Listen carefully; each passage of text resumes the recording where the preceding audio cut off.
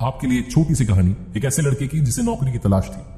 सेनापति उसका दोस्त था, वो चाहता था कि राजा के यहां पर कोई नौकरी मिल जाए। सेनापति के पास में हिम्मत करके पहुंचा। पहले तो उसको लग रहा था कि सेनापति से नौकरी मांगना सही नहीं है, लेकिन जब उसे कहीं से जॉब नहीं मिली तो उसे लगा कि अब दोस्त के पास चला ही जाता हूं। जाकर कहा कि मुझे राजा साहब के यहां पर नौकरी दिलवा दो। सेनापति ने पूछा कि तुम्हें क्या आता है? तो लड़के ने कहा कि सब कुछ थोड़ा थोड़ा आता है, कुछ खास मुझे आता नहीं है। उस सेनापति ने कहा कि फिर तुम्हें यहां नौकरी कैसे मिलेगी? चलो ठीक है, राजा से मिल लेते हैं। राजा साहब के पास गए। राजा ने वही सवाल किया कि तुम्हारे अंदर कौन सी स्किल है?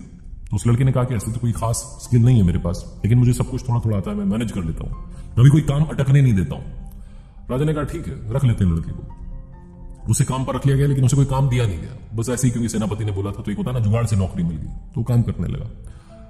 आता था, जाता था, थोड़ा बहुत काम राजमहल में कुछ होता था कर देता था, वरना उसे कोई खास काम नहीं दिया हुआ था। एक बार राजा को लगा कि इस लड़के को उस गांव में भेजते हैं जहां से हमारा पैसा बकाया है, थोड़ा तो काम में लेते हैं। तो उसे बुलाया गया और कहा गया कि सुनो, घोड़ा तैयार है तुम्हारे लिए, तुम निकल जाओ घोड़े पर बैठ करके। एक गांव है दूर पहाड़ के नीचे, वहां जाना। उन गांव वालों के पास में हमारा पैसा बकाया है, उन्होंने हमसे लोन लिया था लेकिन आज तक चुकाया नहीं है। तुम ये कागजात लेकर के जाओ, उनसे सारा पैसा लेकर के आओ, बस इतना सा काम तुम्हें करना है। आज तक वैसे भी मैंने तुम्हें कोई टास्क नहीं दिया। लड़के ने कहा ठीक है, मैं वहां जा रहा हूं, लेकिन एक बात बताइए, यात्रा से जब लौटूं तो आपके लिए क्या लेकर के आऊं? राजा ने कहा कि तुम मेरे लिए क्या लेकर के आओगे? ये राजमहल घूम लो एक बार, तो मुझे लगता है कि जो चीज यहां पर नहीं है वो मेरे लिए लेकर के आ जाए। और राजा हंसने लगा। लड़के के दिमाग में बात फिट हो गई कि जो चीज इस राजमहल में नहीं है वो लेकर के आनी है। घोड़े पर सवार होकर के निकल गया, पहाड़ से नीचे उतरा, जो तलहटी में गांव था वहां पहुंचा। गांव वालों को लाइन से खड़ा किया और कहा कि देखा, राजा साहब ने मुझे भेजा है, आप लोगों का जो बकाया है वो चुकाने का वक्त आ चुका है। वो कागज लेकर के पढ़ने लगा कि इसने इतना बकाया, उसको इतना बकाया। जो गांव वाले बेचारे वहां पर खड़े हुए थे, उनकी आंखें नम हो गई। उनके पास में पैसा नहीं था, खाने के लिए पैसे नहीं थे, वो कहां से पैसे चुकाते? इस साल फसल भी अच्छी नहीं हुई थी, वो समझ नहीं पा रहे थे कि कैसे कहे कि हमारे पास पैसा नहीं है। सबकी आंखें नम थी, चुपचाप चेहरा लटका करके खड़े थे।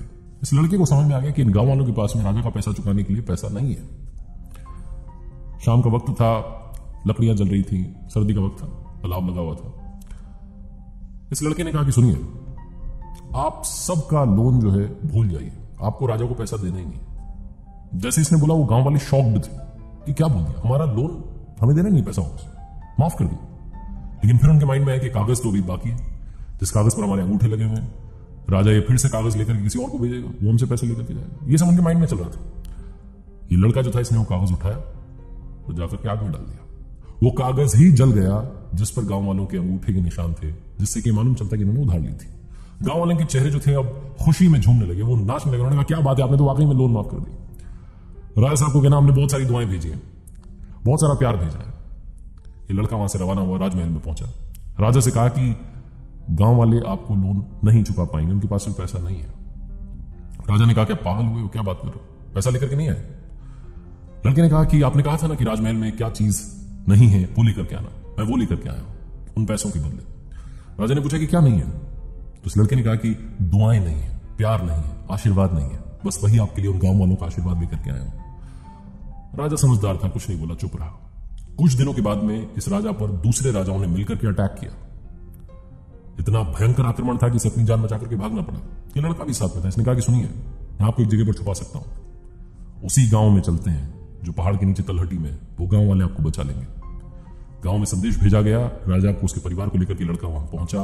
गांव वालों ने स्वागत की तैयारी की, राजा साहब को वहां पर रखा सुरक्षित। सारे गांव वालों ने उस राजा की रक्षा की। जब राजा वापस से ताकतवर हुआ तो वापस अपने राजमहल में गया।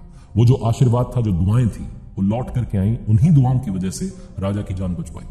कहानी बहुत छोटी है, लेकिन सिर्फ इतना सा कहना है कि अच्छे काम करेंगे, अच्छा अपने आप होने लगेगा। थोड़ा सा वक्त लग सकता है, लेकिन चीजें आपके फेवर में होंगी।